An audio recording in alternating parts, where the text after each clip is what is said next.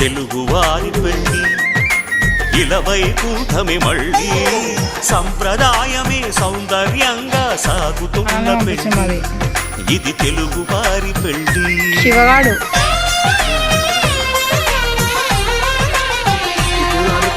తెలుగువారి పెళ్లి ఇలవైకుంఠమే మళ్ళీ సంప్రదాయమే సౌందర్యంగా సాగుతున్న పెళ్లి ఇది తెలుగువారి పెళ్లి. ఒకరికి ఒకరని అనుకుంటే అదే నిశ్చితార్థం, ఆ నిర్ణయానికి తలవంచడమే పెళ్లి అంతరార్థం.